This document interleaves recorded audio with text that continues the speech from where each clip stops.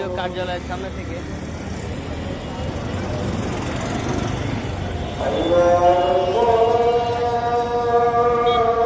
দর্শক, আপনারা দেখতে পাচ্ছেন যে প্রধানমন্ত্রী হিসেবে দায়িত্ব গ্রহণের পর রাজধানীর নয়াপল্টনে কেন্দ্রীয় কার্যালয়ে প্রথমবারের মতন বিএনপির চেয়ারপারসন তারেক রহমান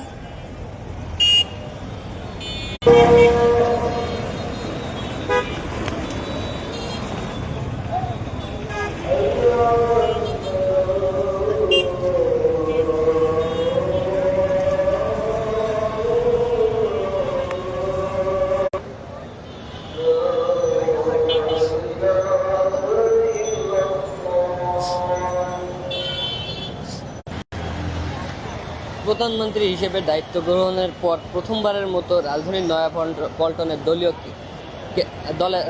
দলের কেন্দ্রীয় কার্যালয়ে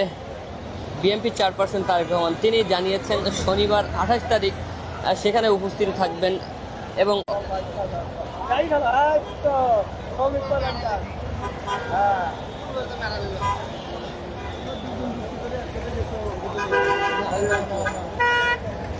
দর্শক, আপনারা দেখতে পাচ্ছেন বিএনপি চেয়ারপারসন তারেক রহমানের নয়াপল্টনের কেন্দ্রীয় কার্যালয়ের আগমনকে কেন্দ্র করে বিএনপির নেতা কর্মীদের উপচে পড়া ভিড়।